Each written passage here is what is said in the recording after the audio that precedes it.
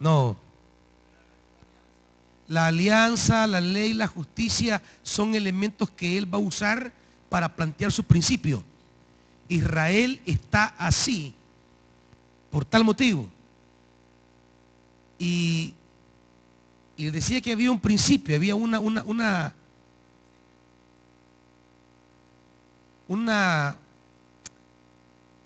lente a través del cual el escritor deuteronomista interpretaba a Israel. ¿Por qué estoy así?, decía Israel. ¿Por qué hemos llegado al cautiverio? Y el deuteronomista les dirá, por esta razón. Este es el motivo. Y yo les daba una palabra, la palabra retribución, que tiene, hermana Sarita, lo que usted acaba de decir. Ellos no cumplen el pacto, por tanto, viene sobre ellos el castigo. Si ellos cumplen el pacto, viene sobre ellos bendición. Retribución es la relación de causa y efecto. Retribución es Israel cosecha lo que siembra. Retribución es estamos así porque Dios estableció su alianza. Una alianza que perseguía la justicia y el derecho. Pero ustedes la han violentado. Ustedes la han negado. Ahora están recibiendo lo que se planteaba en el pacto. Si cumples estas palabras, estas bendiciones vendrán sobre ti. Pero si decides desobedecer estas palabras, estas maldiciones vendrán sobre ti. ¿Cómo se llama eso? ¿Cómo se llama eso? Retribución. ¿Qué es la explicación que el deuteronomista da a esa pregunta que está detrás en el pueblo de Israel? Detrás del cronista hay otras preguntas. Ya vinimos del exilio. ¿Cómo hacemos para nunca más volver a un exilio? Estamos regresando. ¿Qué hacemos? Y el cronista se encarga de articular otra vez la historia, pero remarcando en ella una perspectiva distinta, la perspectiva del pacto de Dios con David. Y dice, ustedes tienen que cuidar esto que es importante del templo, el culto, ¿verdad? Ahora, detrás de Job también hay preguntas, también hay inquietudes, y las inquietudes son las que con claridad ha plantado Jeremías. Quizá el versículo 1 comienza a plantearla. ¿Por qué prosperan los malvados? O sea que los malvados pueden prosperar. De ahí que la prosperidad no sea necesariamente un signo de bendición divina. ¿Me estamos viendo, hermanos? No es en sí mismo un signo siempre genuino, porque la prosperidad también puede venir por la maldad. ¿Por qué prosperan los malvados? ¿Por qué viven tranquilos los traidores? Y luego la gran pregunta en el 4, ¿hasta cuándo? Las grandes preguntas son, ¿por qué? ¿Y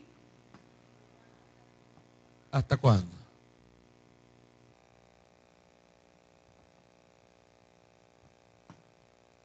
¿Por qué? ¿Hasta cuándo? Son las preguntas que yacen en el fondo del libro. ¿Por qué sufre el inocente? ¿Por qué a la gente buena le pasan cosas malas? ¿Y por qué a la gente mala le pasan cosas buenas?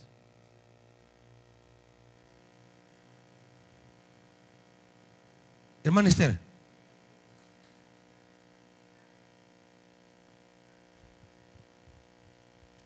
Sí, el libro de Lamentaciones es otro género, es otra preocupación, diríamos, lo vamos a ver junto con el libro de Jeremías, ya que la tradición se lo ha asignado a Jeremías, aunque no necesariamente sea Jeremías su autor, pero lo vamos a leer junto en razón no de la autoría, sino en razón de la temática, porque Jeremías termina con la destrucción de Jerusalén y Lamentaciones es una endecha, es decir, es un canto de sufrimiento acerca de lo que ha pasado.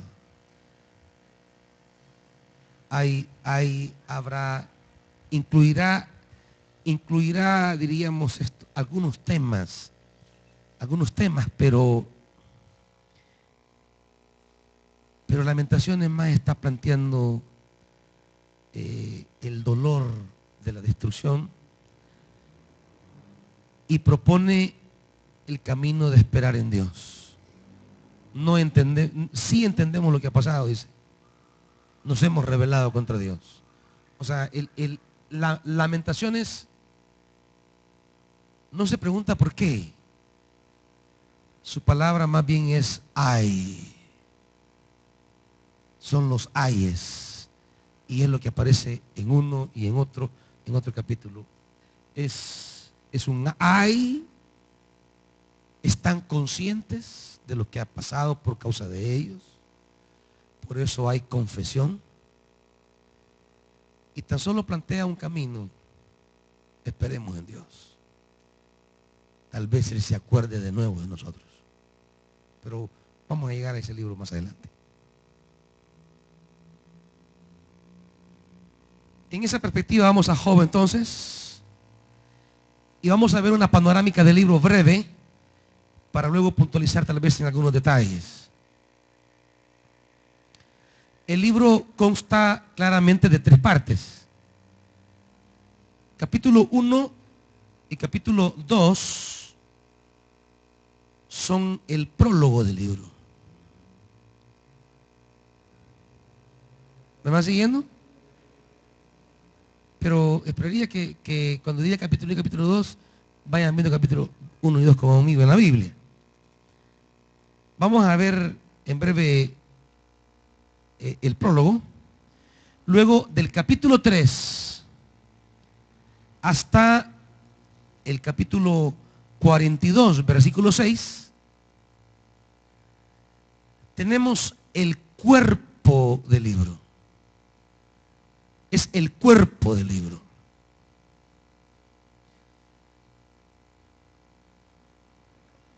Y del 42:7 hasta el final, versículo 17, tenemos el epílogo.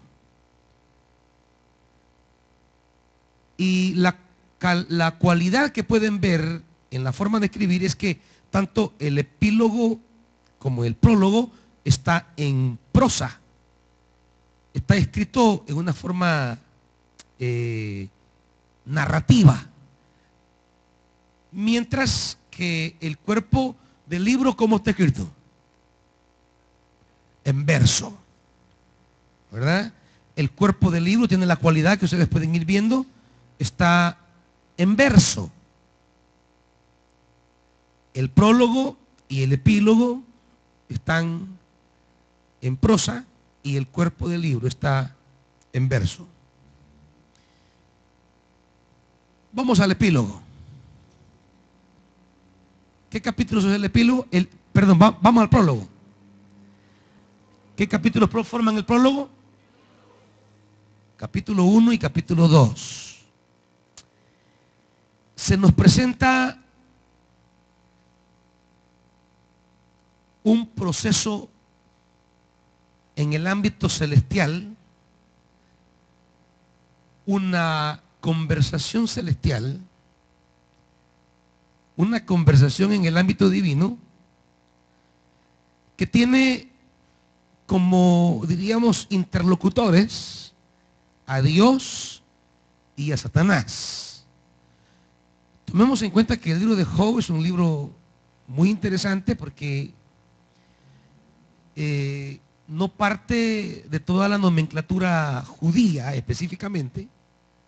No hay mucha referencia a los grandes temas de la fe judía, como es la alianza, el pacto, el culto. Esos temas no aparecen aquí, no están presentes. Y aparecen personajes que, como ya veremos, no son de la tradición hebrea.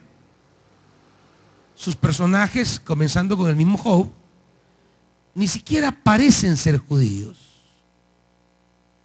No estamos quizá ante un libro eminentemente judío. Los amigos de Job no son judíos. Job no se identifica con la tradición judía plenamente. Simplemente se nos describe en el versículo 1, en la región de Uz. A partir de aquí se desmarca todo el libro de Canaán. Uz, una tierra no judía. Había un hombre recto e intachable, que temía de Dios, que temía a Dios y vivía apartado del mal. Este hombre se llamaba Job. ¿Saben que ese nombre casi no lo eligen para ponerlo a los hijos? ¿No les parece un poco extraño a ustedes? ¿Conocen algún Job a ustedes? ¿Alguien que se llame Job? Pareciera notorio que la gente no elija este nombre para ponerle a sus hijos. Quizá el temor que subyace en la mente a querer evitar el mal y pensar que su hijo estará lleno de sufrimientos. Les gusta poner los nombres que suenan a triunfadores. No sé por qué a la gente le parece que Job es un perdedor. No sé por qué a la gente le suena que Job no merece que sea un hombre llevado por sus hijos. Así que pongan a trabajar, tengan hijos y pónganle Job. Que tengamos unos 20 Job en esta iglesia. Pero los casados, hermanos, los solteros pongan a trabajar para que un día lleguen a tener.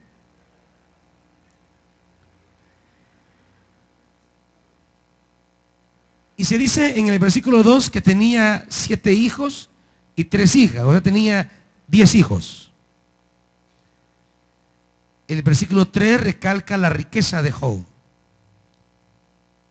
7,000 ovejas, 3,000 camellos, 500 yuntas de bueyes, 500 asnas, y su servidumbre era numerosa. Entre todos los habitantes del oriente, era el personaje de mayor renombre. Sus hijos acostumbraban turnarse para celebrar banquetes en sus respectivas casas e invitaban a sus 3 hermanas a comer y a beber con ellos. Una vez terminado el ciclo de los banquetes, Job se aseguraba de que sus hijos se purificaran. Muy de mañana ofrecía un holocausto por cada uno de ellos, pues pensaba, tal vez mis hijos hayan pecado y maldecido en su corazón a Dios. Para Job, esta era una costumbre cotidiana. Se nos plantea un hombre con una piedad poco conocida. No se nos describe maldad, no se nos describe actos en contra de los semejantes. Al contrario, se nos presenta un hombre que tiene un sumo cuidado por él y por su familia de no ofender a Dios. De modo que en el plano terrenal, diríamos, el libro propone que no habría nada en Job que le sea digno de castigo. Diríamos que del 1 al 7, al 5, se nos habla de un hombre que ya se describe recto e intachable. Francisco.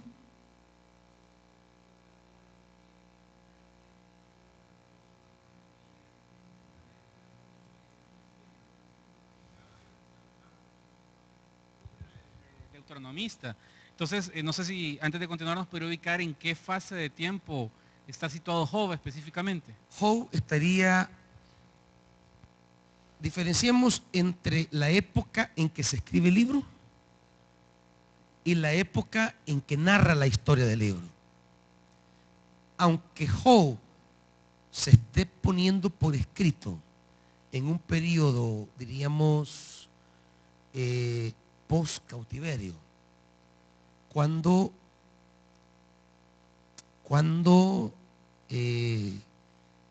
Israel en el cautiverio entra en contacto con otras culturas y tiene que responder a las interrogantes que también plantean las grandes culturas, porque eso fue inocente.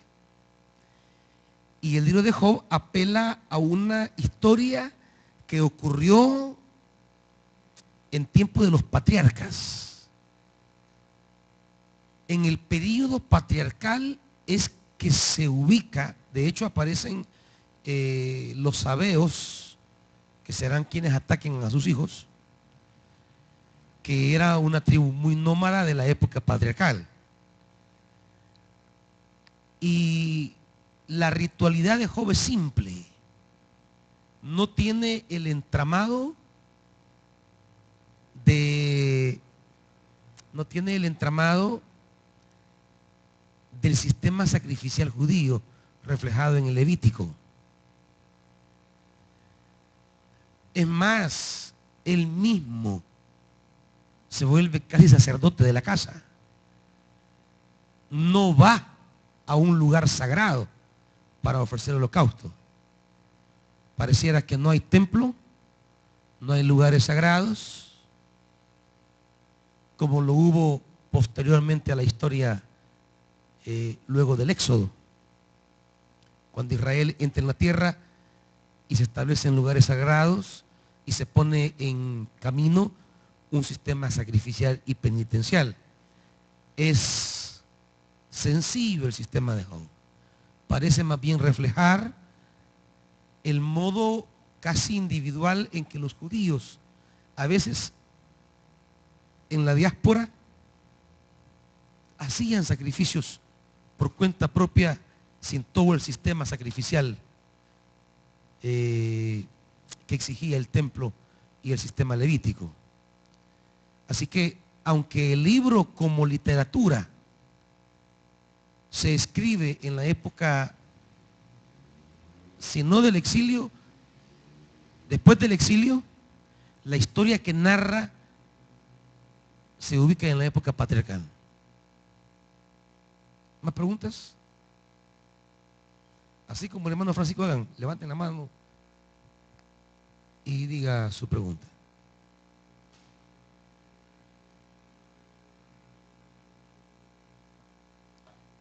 Luego, en el versículo 6,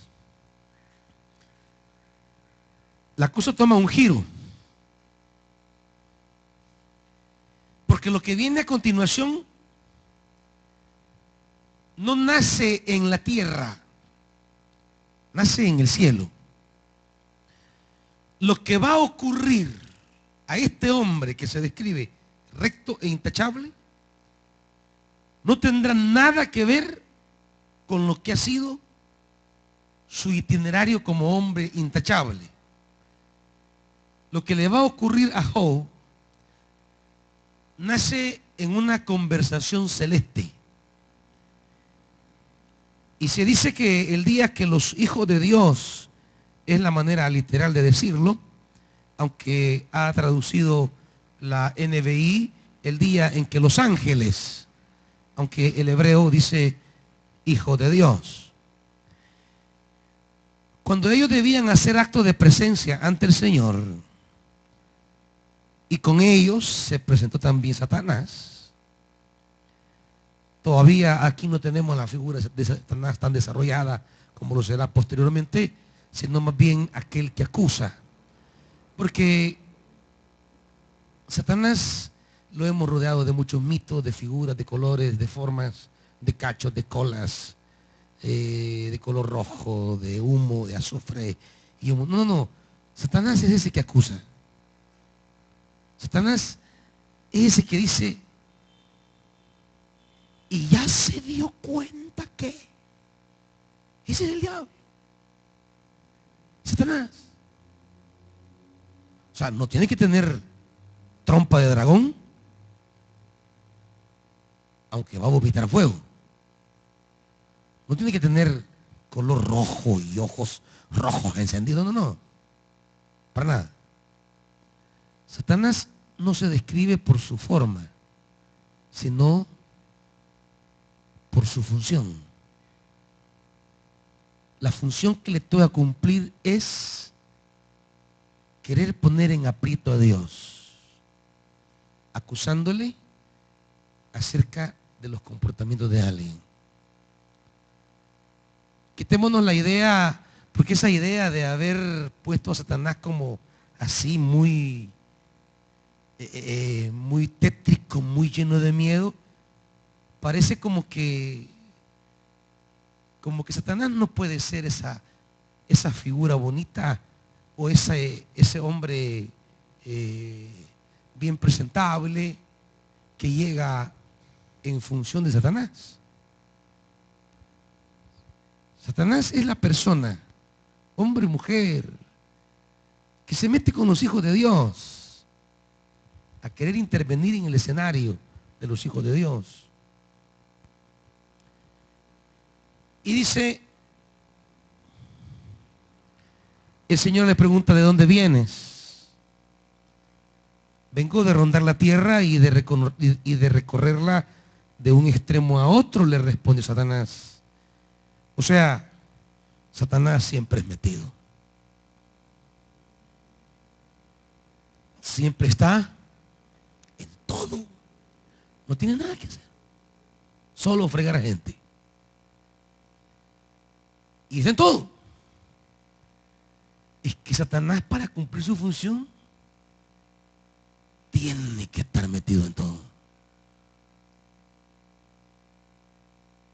Porque esa es su función. Estarle complicando la vida a la gente. Y estarla acusando delante de Dios. La gente que está ocupada, pues no tiene tiempo de andarse metiendo en la vida ajena. Y dice, y el Señor le pregunta otra vez, ¿te has puesto a pensar en mi siervo Job? No hay en la tierra nadie como él. Es un hombre recto e intachable. Se repite de nuevo el adjetivo que ya se nos había dado de Job, que me honra y vive apartado del mal. Satanás no solo es el que está pendiente de la vida de los demás, pero no para servir y ayudar, sino para fregar. Y no solamente es eso, siempre anda buscando explicaciones secundarias a las acciones de los hombres. Ya Dios le dice, ¿ves a mi siervo Job? Me honra, vive apartado del mal. Satanás quiere dar una explicación a eso. Y la explicación es, versículo 9, ¿acaso Job te honra sin recibir nada a cambio? O sea, Satanás está queriendo decirle a Dios,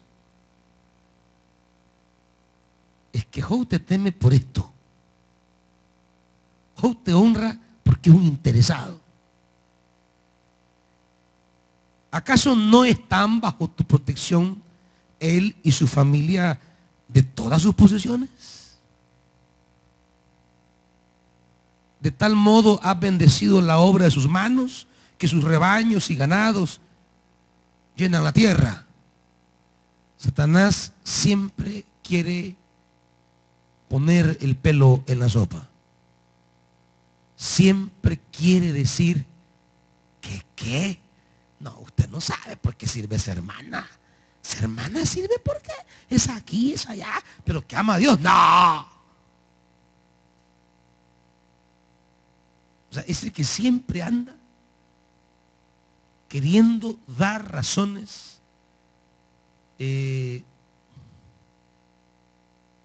ocultas a las acciones de los demás. No, si es que se anda ahí porque tienes este interés. Es que se anda ahí porque no sabe valorar lo que yo le estoy diciendo. Este hombre me honra. Este hombre me teme. Y la respuesta del diablo es sí, pero porque lo alivianás. Y le da una sugerencia. Déjalo de alivianar a ver si no te escupe en la cara. Eso es lo que dice el versículo 11. Extiende la mano, quítale todo lo que posee, a ver si no te maldice en tu cara. Dios acepta el desafío. Hagámoslo, pues, le dice. Todas sus posesiones están en tus manos, con la condición que a él no le ponga las manos encima. Y aquel se va feliz, sale de su presencia y comienza el proceso de destrucción de Job. Llegó el día, versículo 13, que sus hijos se reunieron en la casa del hermano mayor. De repente un mensajero llega a decirle a Job, mientras los bueyes araban y los asnos pasaban por ahí cerca, nos atacaron los sabeanos y se los llevaron. A los criados los mataron a filo de espada. Solo yo pude escapar y ahora vengo a contárselo a usted. La pérdida comienza, diríamos, en una escala de valores, desde lo menos valioso a lo más valioso. La pérdida de Job será una pérdida gradual que va desde lo menos importante para un hombre hasta lo más importante de un hombre. Y lo que pierde como hombre dueño de sus bienes, lo que pierde es los criados y el ganado. ¿Estamos ahí? Para este momento tenemos que entender que los criados eran posesiones materiales, que no tienen la dignidad que tienen ahora los trabajadores. Era propiedad como un buey. Así que diríamos que la primera pérdida de Job se da en el campo material. ¿Estamos? No había terminado de hablar, 16, cuando otro más llegó y dijo, del cielo cayó un rayo que calcinó a las ovejas y a los criados. Solo yo pude escapar para venir a contárselo. Primero pierde bueyes y asnos. ¿Qué pierde ahora? Ovejas y criados. Allá bueyes, asnos, criados. Aquí ovejas y criados. Que son las cosas que nos dijo en el versículo 3. Van en el orden de la riqueza del versículo 3. Si reparan el versículo 3, ahí van las ovejas, los camellos, bueyes, asnas, va en un orden inverso a ese orden. 17. No había terminado de hablar este mensajero cuando llegó otro más, unos salteadores caldeos.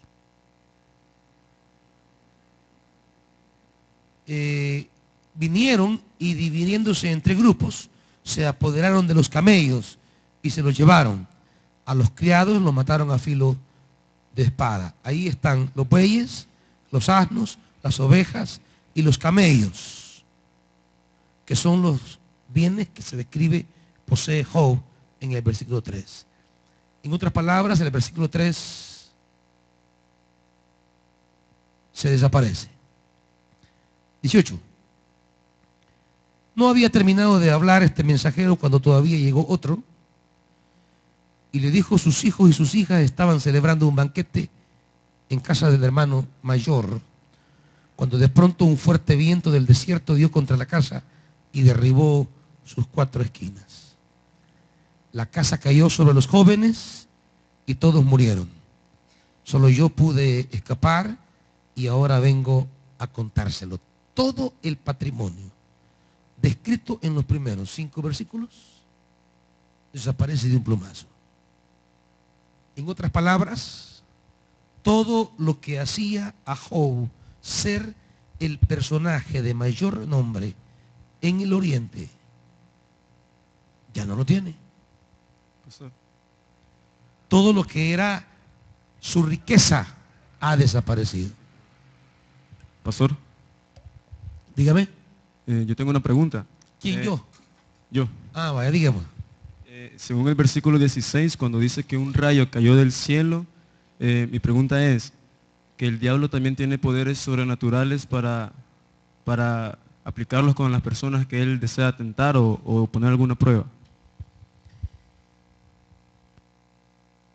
Y digamos, no hablemos solamente del control, no hablemos solamente del control de la naturaleza, hablemos de ejercer control sobre grupos humanos para provocar muerte. No solamente hablemos de cierta capacidad para mover fuerzas naturales, sino también capacidad para mover grupos humanos que traigan tragedia. Y la respuesta es sí, sí. Hay capacidad demoníaca para mover la naturaleza y para mover grupos humanos.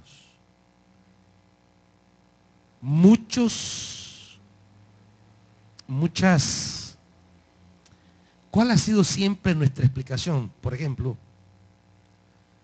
¿cuál ha sido siempre nuestra explicación sobre lo que hay en el fondo de las maras? Siempre lo dije aquí. Lo que hay en el fondo no es meramente falta de trabajo. Lo que hay en el fondo no es meramente pobreza. Lo que hay a la base de una criminalidad cruel, o como la criminalidad que se da en los grupos de sicarios y en los carteles de México, una crueldad que no tiene que ver con la pobreza. Allí hay un movimiento demoníaco, moviendo grupos para sembrar la muerte. A la base de las maras, siempre les dije, allí el diablo está moviendo para sembrar muerte.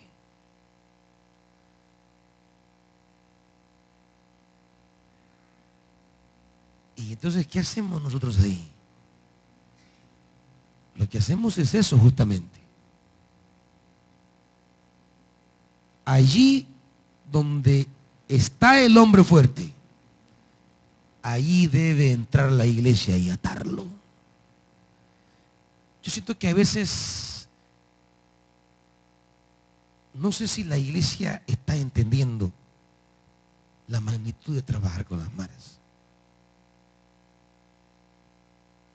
Quizá nos falte todavía la comprensión que ese trabajo que estamos haciendo, de irnos a meter en cada colonia y sembrar la palabra del Evangelio, es ir a contrarrestar esas fuerzas que están promoviendo allí la muerte.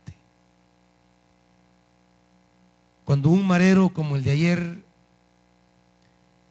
pasa a la tarima y pide perdón a la gente. Y dice, estamos conscientes de todo el daño que les hemos hecho. Ha habido mucho sufrimiento, perdónennos. Queremos cambiar. Y ayer el Señor daba una palabra tremenda. Cuando el ladrón reconoce y dice, vos y yo estamos aquí porque lo merecemos. Pero este hombre no tiene nada que estar haciendo aquí. Este hombre es inocente. Y solo le dice, acuérdate de mí cuando vengas en tu reino. Y Jesús le dice, no cuando venga, hoy. Hoy. Esa es la labor de la iglesia.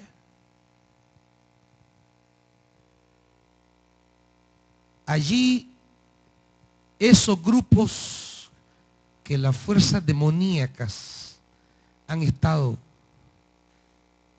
soplándoles muerte, la iglesia debe ser instrumento del Espíritu para soplar vida. Y esto se requiere una claridad. Ustedes no se han puesto a pensar sobre todo lo que el diablo quisiera hacerle a la iglesia por estar trabajando en eso. Ustedes no se han puesto a pensar que cuántas cosas que están pasando puedan ser golpes del enemigo para querer debilitar a una iglesia que se ha metido de lleno a pelear contra las tinieblas. Ustedes no se han puesto a pensar de cómo el líder principal de la iglesia o su familia o los líderes de las iglesias y sus familias pueden estar bajo una acechanza de destrucción.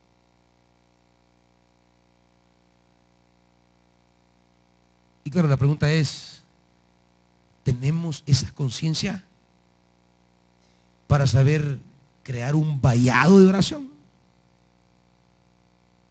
¿Tenemos suficiente conciencia como para crear un muro de clamor? Pero claro, a veces nos ponemos más a estar criticando y jodiendo gente que ayudar a crear un vallado de oración. ¿Están oyendo, hermanitos? Ahí no dicen amén, ¿verdad? No voy a hacer una promesa que va a tener pisto que amén. No voy a hacer un llamado de Dios para entender la magnitud de lo que estamos haciendo y la responsabilidad que conlleva que ahí nos hartaron la lengua. Cuando la iglesia decide pararse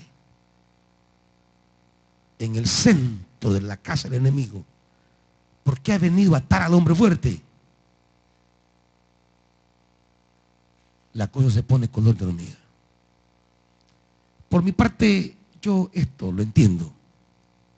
Yo estoy claro. A todas las cosas que nos exponemos, a todas las realidades que enfrentamos, y lo que pido una y otra vez al Señor es contar con su apoyo, con su respaldo, con sus cuidados. Pero quizás no todos los que están sirviendo en este campo entiendan la situación. Quizás no todos los que estén sirviendo entiendan la magnitud de esto y no comprendan lo que pasa a veces a su vida o no lo interpreten en esta lógica de saber entender que hemos entrado a una batalla y en esto se pone la cosa difícil a veces, hermanitos. ¿Me están oyendo, iglesia? Tiene poder sobre las fuerzas naturales. Es uno de los temas bíblicos, por supuesto. Siempre se nos presenta a Yahvé como el Dios que controla la tormenta, el Dios que controla el mar, el Dios que controla el cielo. Porque parecen ser a veces fuerzas naturales que se gobiernan a sí mismas para destrucción. En los evangelios mismos se recoge esto. Las fuerzas del mal representadas en la naturaleza quieren hundir la barca, pero Jesús se aparece como el Señor de la tormenta. Cuando Moisés llega al palacio del faraón, tira su vara al suelo y se convierte en serpiente. Los sacerdotes de faraón hacen lo mismo. Toman sus varas, la tiran al suelo y se convierten en serpientes. ¿Por qué hay tanta gente que cree en la brujería? Porque la brujería es cierta. ¿Por qué hay tantos seguidores de las cartas y de la prueba del puro y de los caciques y de las cacicas? ¿Por qué aún cristianas y cristianos van a los centros? ¿Por qué van a consultar a agoreros y adivinos? Porque el enemigo hace que esas cosas se hagan, se cumplan, se realicen para engañar. Ya lo dice el Apocalipsis, de cómo el falso profeta hará señales en el cielo y en la tierra. Y aún dice que hará que la bestia herida de muerte se recupere, se levante y dejará sorprendidos a muchos. La respuesta, como dije al principio, es sí. Hay poder demoníaco detrás de fuerzas naturales y humanas que siembran destrucción y caos. Y ante eso lo más fácil de la iglesia es buscar agendas cómodas o encerrarse en los templos con sus aires acondicionados, con sus butacas y con espectáculos. Y no salir a la calle a conquistar cada calle, cada pueblo, cada colonia para Jesucristo. Los recursos de la iglesia no se deben orientar a la construcción de esas monstruosidades arquitectónicas. Se debe orientar a la misión, a proclamar el evangelio de calle en calle, de calle en calle, de ciudad en ciudad. ¿Otra pregunta? Hermano Oscar.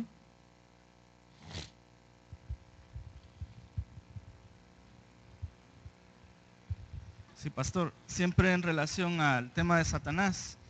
En una ocasión yo recuerdo que usted mencionaba de que las cosas que le suceden a Job, que son cosas malas que le pasan, el escritor lo hace para mencionar, aunque lo hace Satanás, que Dios está por encima de todo y que incluso el mal está bajo el dominio del Señor. Yo tengo algún par de preguntas en relación a esto, porque se menciona los hijos de Dios, como es el original, ¿verdad? Sí. Pero solamente aparece Satanás. Si hay alguna explicación de quiénes son los otros. Y lo otro es que pareciera, no sé si es por lo mismo que le expliqué al principio, de que como que Dios accede a las cosas que Satanás le propone, porque pareciera que es algo como que no lo logra entender uno, que por qué Dios accede a las cosas que Satanás le pide. Correcto. En todo esto está preservada la integridad de la soberanía de Dios, en todo esto. No está en juego ni la soberanía ni la sabiduría divina. El texto deja muy en claro que es más, quien toma la iniciativa del diálogo es Dios mismo. Porque Dios sabe lo que el diablo le va a decir. Porque Dios conoce a este personaje. ¿Es Dios quien toma la rienda de la conversación? Ya que has andado por ahí de metido en todo el mundo, mira, te has fijado en mi siervo. Y Dios ya sabe lo que el diablo le va a decir. Es como cuando usted quiere tocarle el tema a alguien y usted ya sabe lo que le va a decir. Pero se lo pone en la mesa porque quiere llevarle a un objetivo. Quiere conducirle a un propósito. Quiere llevarlo como en una procesión hacia un resultado.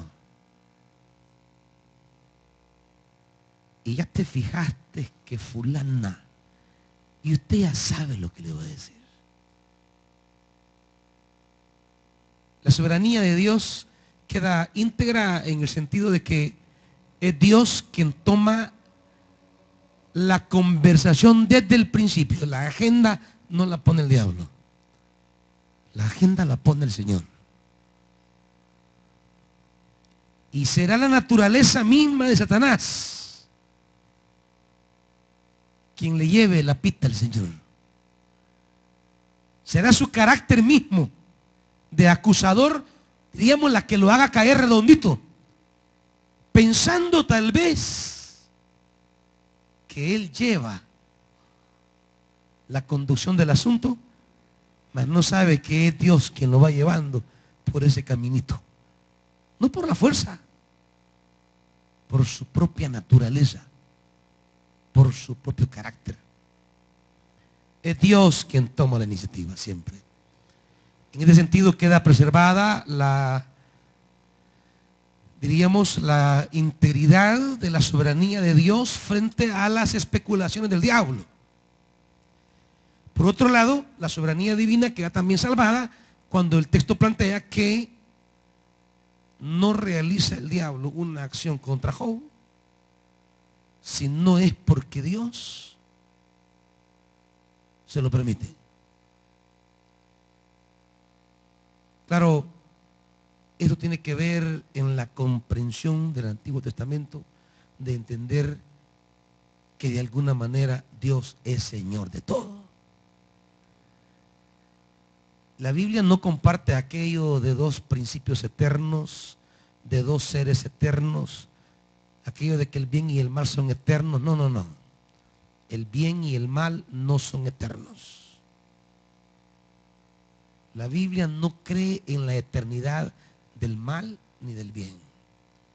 La Biblia cree en la eternidad de Dios, que es el bien. El mal no es para siempre. Esa idea de dos principios eternos no es bíblica.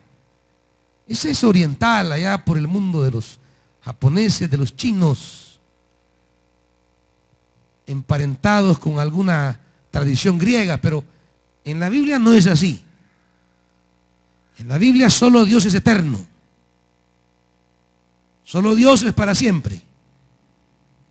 Dios es el primero, Dios es el último y no comparte su gloria con nadie. Por tanto, hay que explicar la presencia del mal. Significa que la presencia del mal nos indica que Dios no reina sobre todo o no controla sobre todo. La Biblia declarará que Dios no es autor del mal, pero que de alguna manera su soberanía siempre tiene control en todo.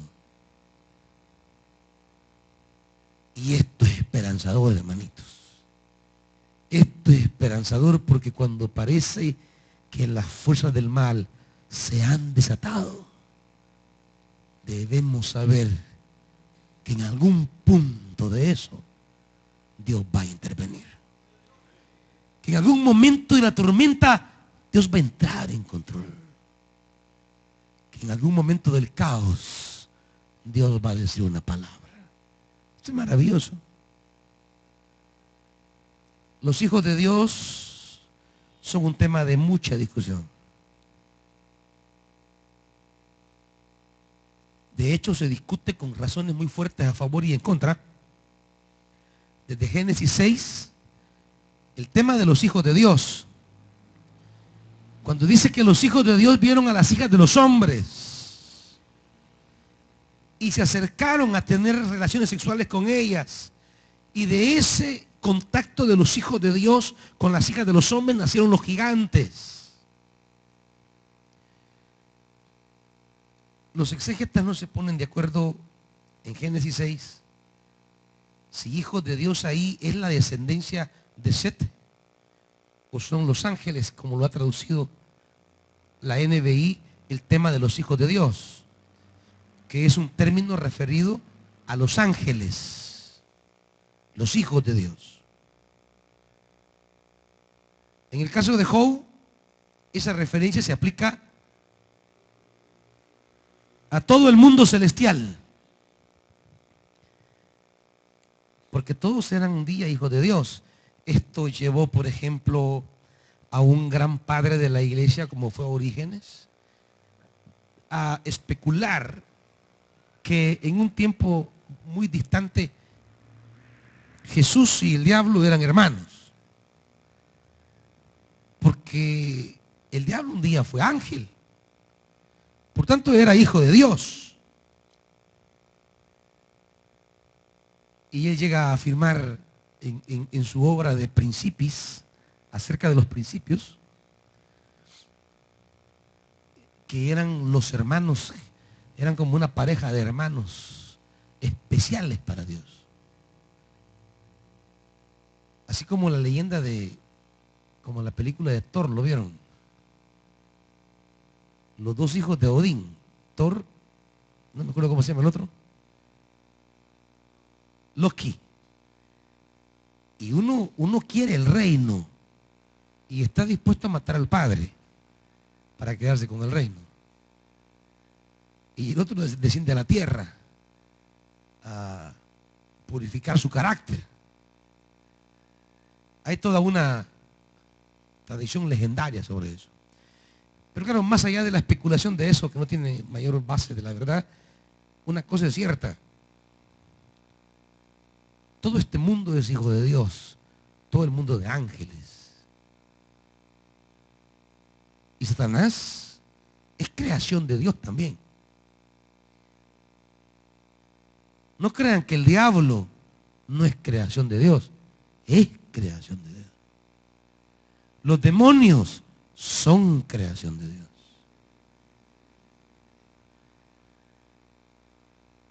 Han habido teólogos a lo largo de la historia que nos han planteado la salvación al final de todos, aún del diablo. Que la misericordia y el poder de Dios hará que todos se conviertan, para que se cumpla lo que Pablo dice, para que Dios sea todo en todos. Es un tema muy espinoso. Es un tema bien complicado. Siempre que lo planteo, surgen preguntas, inquietudes, y quizás nunca las vamos a resolver. Pero yo sí creo una cosa, en base a la Biblia. Al final solo debe quedar Dios. ¿Qué hará con el mal? No sé. ¿Se lo va a convertir o lo va a destruir? No sé. Pero al final solo debe quedar Dios.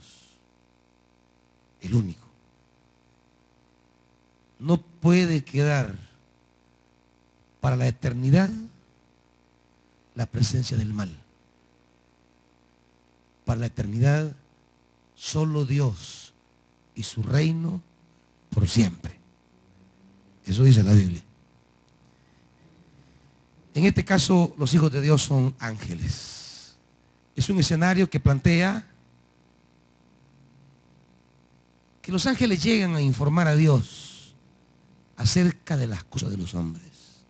Es parte de la concepción antiguo testamentaria de los ángeles. Como cuando Rode abre la puerta porque Pedro estaba tocando y se queda muda al ver que es Pedro y van donde aquellos y le dicen, Señor, ahí está Pedro. No le dice a ser su ángel.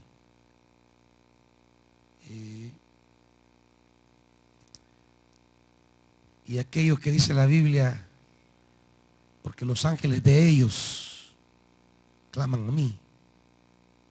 Es toda una concepción de los ángeles como ministros de Dios que se encargan de custodiar y de cuidar a los seres humanos. Y pareciera que hay momentos que parece tener razón esto. La niñez, por ejemplo, tan frágil y tantas ocasiones que pueden ocurrir tragedias y no pasan. Como que los estuvieran cuidando. Los ángeles llegan a hablar con Dios sobre cómo está el mundo. Esa es la idea teatral que plantea el libro. Bien. Después que ha ocurrido esa pérdida de Job, dice el versículo 20, Job se levantó, rasgó las vestiduras, se rasuró la cabeza y se dejó caer al suelo en actitud de adoración. Y dijo, desnudo salí del vientre de mi madre y desnudo he de partir. El Señor ha dado, el Señor ha quitado, bendito sea el nombre del Señor. Y se vuelve a recalcar para cerrar el capítulo 1, se recalca lo que se nos dijo en el 1:1. A pesar de todo esto, Job no pecó. Ya se nos dijo que era recto e intachable. Y se cierra, diríamos, un círculo en torno a la vida de Job. En el capítulo 2 se vuelve a abrir otra vez el círculo. Los ángeles debían hacer acto de presencia ante el Señor y con ellos llegó también Satanás para presentarse ante el Señor. Y otra vez, Dios vuelve a tomar la iniciativa. Pareciera como que no sabe lo que Job ha hecho. ¿De dónde vienes? Y responde lo mismo. Y Dios toma de nuevo el caso de Job. Es Dios quien lo pone en la mesa. ¿Te has puesto a pensar en mi siervo Job? No hay en la tierra nadie como él. Es un hombre recto e intachable que me honra y vive apartado del mal. Y aunque tú me incitaste contra él para arruinarlo sin motivo, todavía mantiene firme su integridad. Aquí cuando dice tú me incitaste no significa tú me manipulaste. No.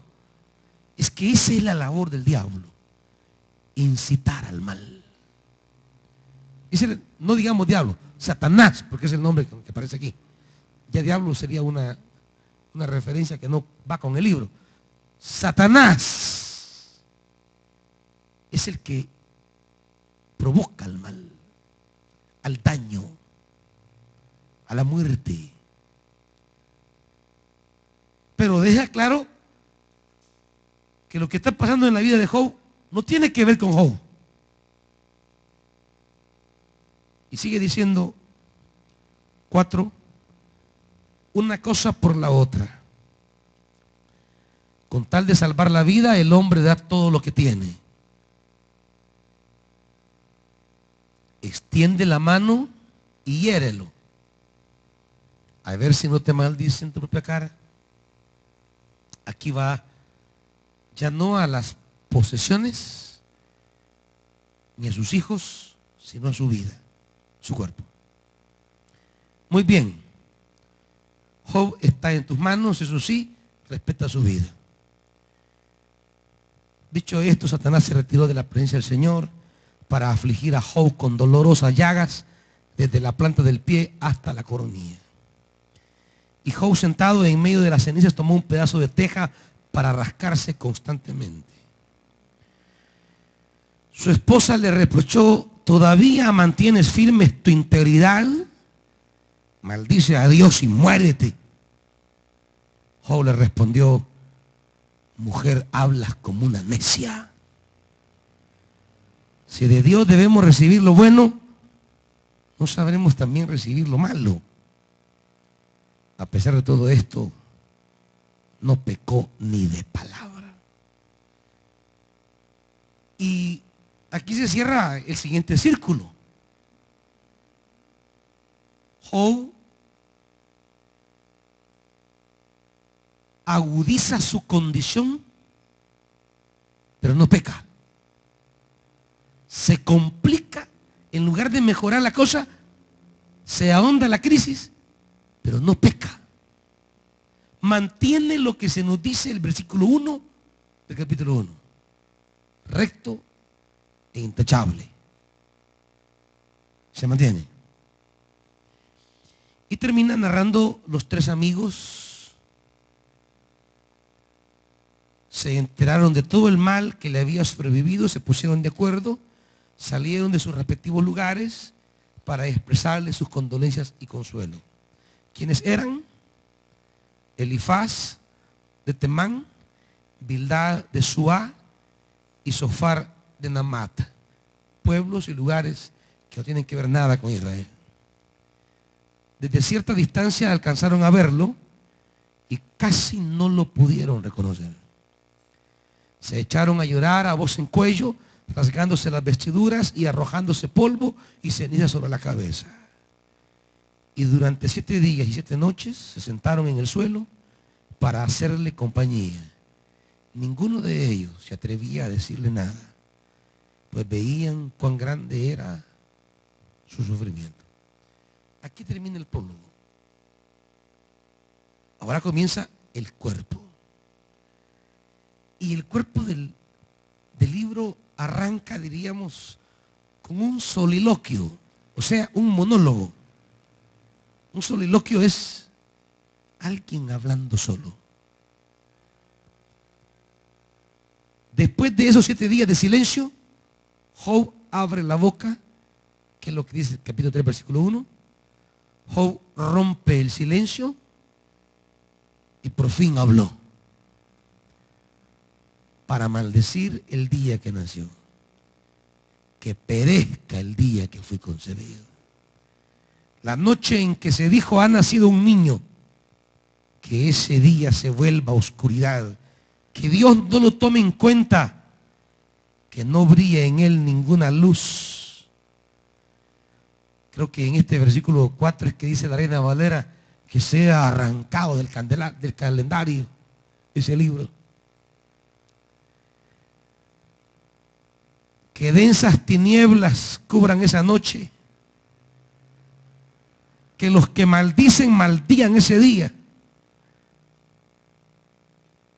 Y se pregunta el versículo 11, ¿por qué no perecí al momento de nacer? ¿Por qué no morí cuando salí del vientre? ¿Por qué hubo rodillas que me recibieran y pechos que me amantaran? Ahora estaría yo descansando en paz, estaría durmiendo tranquilo. 16. ¿Por qué no me enterraron como a un abortivo? Como esos niños que jamás vieron la luz. 20. Y aquí entra a plantear el tema que leímos de Jeremías. ¿Por qué permite Dios que los sufridos vean la luz? ¿Por qué se les da vida a los amargados? Anhelan estos una muerte que no llega, aunque la buscan más que a tesoro escondido. Se llenarían de gran regocijo, se alegrarían si llegaran al sepulcro. ¿Por qué arrincona Dios al hombre que desconoce su destino? Antes que el pan me llegan los suspiros. Mis gemidos se derraman como el agua. Lo que más temía me sobrevino. Lo que más me asustaba me sucedió. No encuentro paz ni sosiego. no hallo reposo, sino solo agitación. Este es el discurso de Job. Hermana Sandra.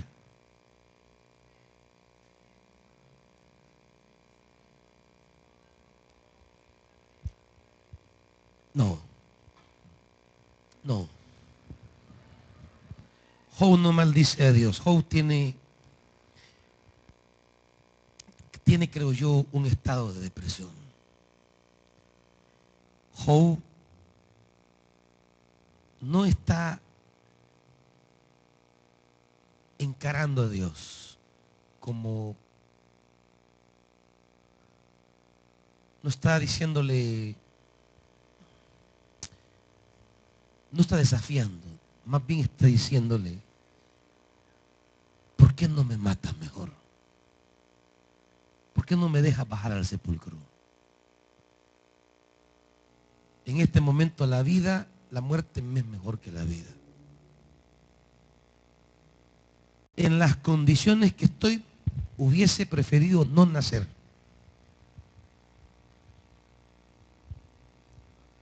Y fuera para mí un acto de misericordia que me quitaras la vida. Job no está blasfemando contra Dios.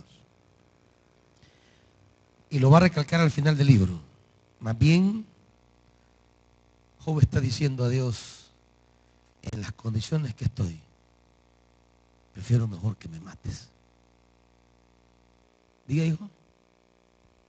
Buenas noches, Dios les bendiga. Quería preguntar algo. Estaba dentro del prólogo algo que quería preguntar. Usted explicaba acerca de que cuando el enemigo actúa en contra de la vida de los seres humanos, siempre Dios da una luz de esperanza. Siempre hay algo que nos hace confiar en que Dios actuará a favor de nuestra vida. Sí. Y acá en Job hay 4 momentos quizás en los que se repite una misma frase y donde dice que pasaron los incidentes que fueron despojando las cosas que eran de Job, pero dice, solo yo pude escapar y ahora vengo a contárselo a usted. Y más adelante dice su esposa, y más adelante en el versículo 9 del capítulo 2 menciona a su esposa. Y cada una de estas cosas pertenecían siempre a las cosas de Job. En el caso de sus criados, porque dice, los criados explican que los otros empleados que estaban junto con ellos habían sido también asesinados a filo de espada. Sí. En este lapso también menciona a la esposa y también ellos dos son posesiones de Job. Pero quiero entender esto. Dentro de la línea de quizás de lo que el enemigo quiso hacer en contra de la vida de Job, siempre hay como pincelazos de esperanza de parte de Dios. En el caso de la esposa y en el caso de los criados que sobrevivieron. Esa es la duda que yo tengo. Si cuenta eso en el sentido de poder decir, Job tenía una esperanza de que aunque el enemigo se levante, a totalidad no puede destruir lo que Dios ha puesto, porque Dios es eterno en sí. De los criados, tal vez, de la esposa no estoy muy seguro. No es broma.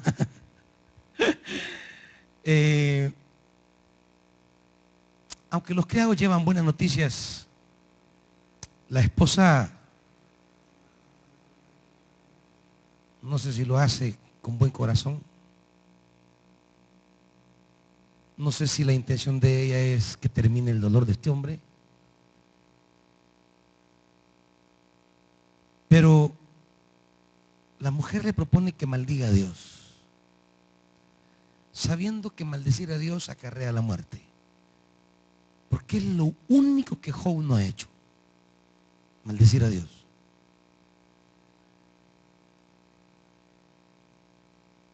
No sé si la mujer culpa a Job de algo. No sé si la mujer, culpando a Job, le dice, moriste vos también.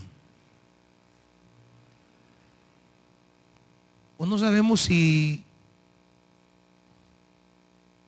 está quebrantada por el dolor de Job y prefiere verlo muerto y le propone un camino rápido de muerte, como una especie de eutanasia.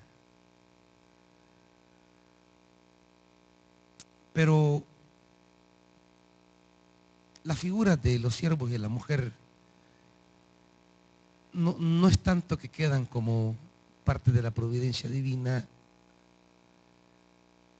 sino más bien creo que están allí sirviendo como mensajeros de las cosas que ocurren en la vida de Job.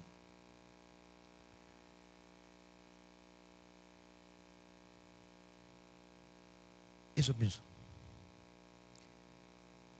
Ahora, en el capítulo 3, Job ha hablado. Y los amigos van a responderle a Job. Y viene un ciclo que usted le puede dar seguimiento.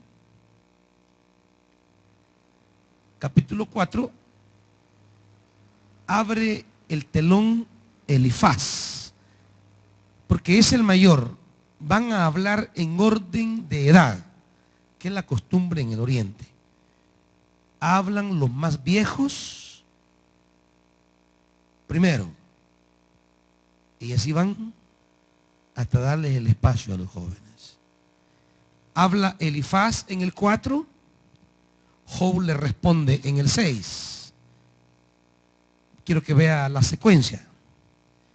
Entra el segundo amigo, Bildad, en el 8, y Job le responde en el 9. Entra el tercer amigo, llamado Sofar, en el 11, y Job le responde en el 12. Luego viene un nuevo ciclo de participación de los amigos, y en el 15 entra de nuevo Elifaz, y Job le responde en el 16. En el 18 entra de nuevo Bildad, y Job le responde en el 19. En el 20 entra Sofar otra vez a cerrar el segundo ciclo, y en el 21 le responde Job. Y ahora viene un tercer círculo de participación en el 22. ¿Quién entra? Elifaz. En el 23 le responde Job. Y al final hay una interrupción breve de Sofar, pero entra el tercer discurso de Bildad en el 25. Job lo interrumpe, pero Bildad reanuda su discurso en el 25. Y Job le va a responder en el 27. Y termina el 27 con el tercer discurso de Sofar. Y ahí se cierra 3 círculos de participaciones. Habla Elifaz, responde Job. Habla Bildad, responde Job. Y habla Sofar, responde Job. Y se llega al capítulo 28, que es una obra magistral, que es una elegía a la sabiduría. En el capítulo 28 es como el capítulo clave de este libro, donde se habla de la sabiduría y la capacidad de la sabiduría para construir el mundo y para llevar la historia en su camino. Y lo que la sabiduría propone en este capítulo al final es, versículo 28, 28, la sabiduría dijo a los mortales, temer al Señor, eso es sabiduría. Apartarse del mal, eso es discernimiento. Claro, lo que ocurre es que esto es Job. Esto es Job en el libro. Alguien que teme al Señor y es apartado del mal. Esto es Job. Eso es lo que se nos ha dicho en el libro de Job. La sabiduría que es inalcanzable al ser humano por sí mismo, lo que la sabiduría dice es, muchas cosas no las pueden entender. Solo hagan una cosa. Teman a Dios, apártense del mal y lo van a entender todo. Luego viene otro monólogo de Job, capítulo 29, 30 y 31. Viene otra conversación consigo mismo. De repente en el 32 entra un personaje de manera inesperada. No se sabe de dónde salió. No se da mayor explicación. Solo se dice que al ver los tres amigos de Job que éste se consideraba un hombre recto, dejaron de responderle. Pero Eliú, hijo de Baraquel de Bus, de la familia de Ram, se enojó mucho con Job. Porque en vez de justificar a Dios, se había justificado a sí mismo. También se enojó con los tres amigos de Job porque no habían logrado refutar a Job y sin embargo lo habían condenado. Ahora bien, Eliú había estado esperando antes dirigirse a Job porque ellos eran mayores de edad. Pero al ver que los tres amigos no tenían ya nada que decir, se encendió su enojo y habló Eliú, hijo de Baraquel de Bus. Y aquí vienen los discursos de Eliú. Ahora, ¿por qué está enojado Eliú? ¿Por qué está enojado? ¿Por qué va a hablar con enojo? ¿Por qué? ¿Leyeron conmigo o no leyeron conmigo? En el caso de Job, ¿por qué está enojado?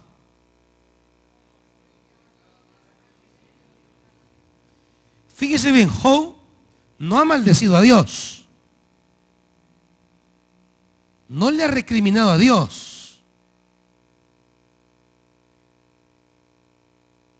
El enojo es porque Job se ha concentrado en defender su integridad. Y no es que esté equivocado Job en eso. Ya lo dice Dios, es íntegro. El problema es que Job debió haber defendido la integridad de Dios. Es decir, el tema aquí no es si merezco o no merezco lo que me está pasando. El tema aquí es que Dios es sabio y perfecto en todo lo que está pasando. Pero cuán difícil es eso. No está diciendo Job, tú eres, y queriendo, aunque hay un pasaje que parece encararle un poco a Job, a Dios esto, pero aún así no maldice contra Dios. Pero defiende tanto lo inmerecido de lo que le está pasando que no es capaz de ponerse y decir, Dios, no entiendo qué es lo que me está pasando, pero sé que tú eres bueno, justo, sabio y poderoso. Claro, esto a la hora de un problema no es lo mismo. A la hora de perder un hijo, de perder un negocio, de perder una casa, de perder la salud, ¿cuánto nos cuesta decir, Señor, tú eres Dios, tú eres bueno, tú eres sabio, tú eres recto? No sé si merezco o no lo que estoy pasando, pero tú eres justo en todo esto. Job todavía no ha llegado a este punto. ¿Me explico? Job tiene que caminar a una nueva experiencia de Dios. Ya no solo la experiencia de temerle y ser intachable. No, a una experiencia de declarar que Dios es bueno y justo, aunque esté atravesando un valle terrible. ¿Qué es lo que viene? El discurso de Eliú 32, 33, 34, 35, 36 y 37. Y de repente, así como Eliú aparece en el libro, se desaparece. Y en la escena ahora entra, por primera vez, va a hablar Dios a Job directamente. El Señor le respondió a Job desde la tempestad. Pero no aparece para darle una explicación a Job. Aparece para saturarlo de preguntas que Job no puede responder. Y comienza el 38, 39, 40, 41. Dios atora a Job con preguntas donde Job no haya ni el camino. Cuando Dios habla, entonces Job le responde al Señor: yo sé bien que tú todo lo puedes, que no es posible frustrar ninguno de tus planes. ¿Quién es este?, has preguntado, que sin conocimiento oscurece mi consejo. Y oiga ahora a Job. Ya no es el Job que desea morirse, ya no es el Job que defiende su integridad, ahora es un Job que declara a Dios: reconozco que he hablado de cosas que no alcanzo a comprender, de cosas demasiado maravillosas que me son desconocidas. Ahora escúchame que voy a hablar, me dijiste. Yo te cuestionaré y tú me responderás.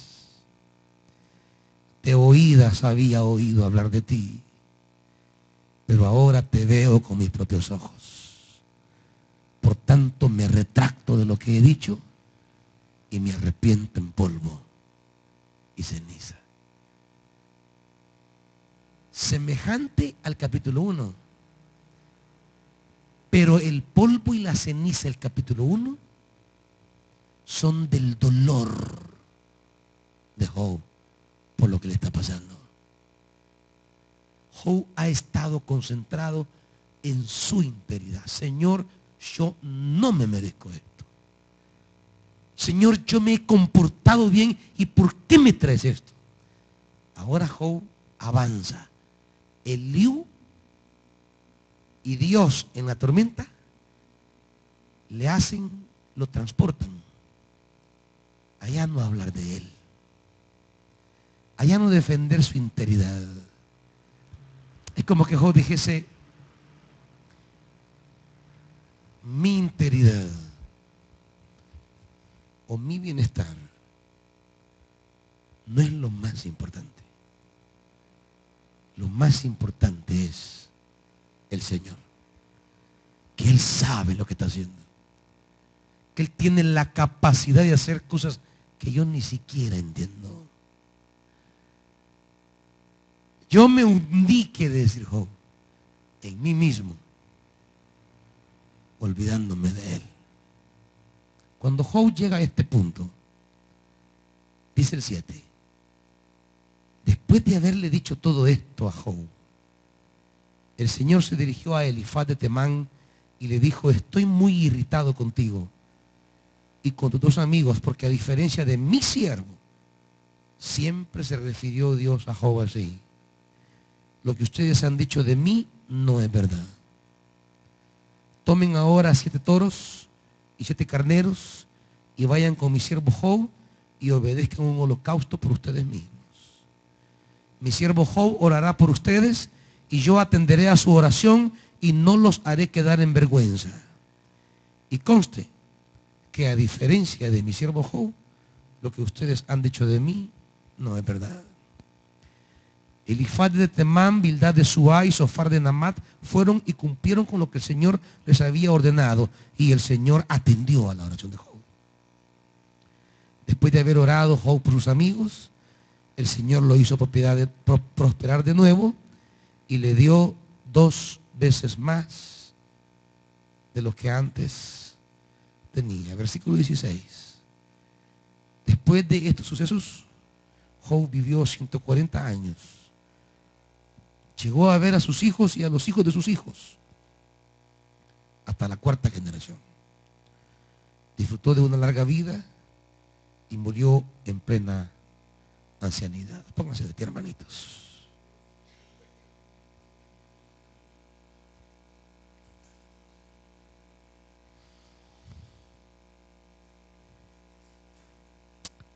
Padre,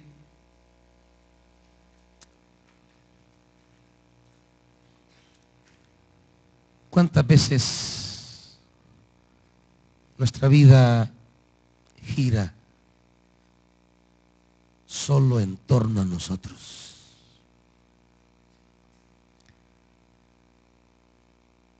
¿Cuántas veces pensamos que nuestra vida, nuestro bienestar, nuestro futuro es lo más importante?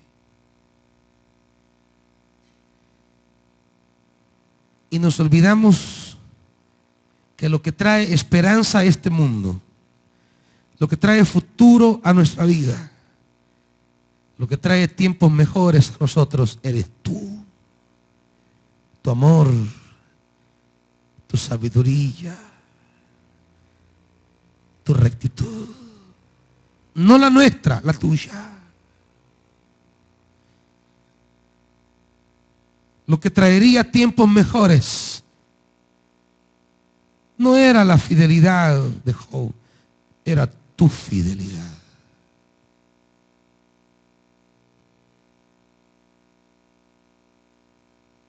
Y a veces nos concentramos en nosotros.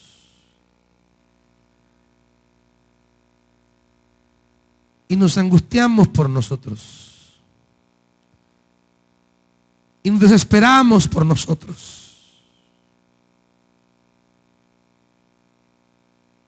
Pero tu verdad, tus propósitos, tu reino, tus preocupaciones, a veces no nos angustian a nosotros. Tus propósitos a veces no nos desesperan. Tu reino no nos inquieta. Tu plan de redención no nos desespera. Permítenos, Señor, que más allá de nosotros puedas estar tú. Tu voluntad, tus propósitos. Porque ahí está el todo de nuestra vida. En el nombre de Jesús. Amén. El Señor les bendiga, hermanitos. Pasen a dar sus ofrendas ahora. Pasen todos a decirle al Señor: esta es mi siembra para tu obra.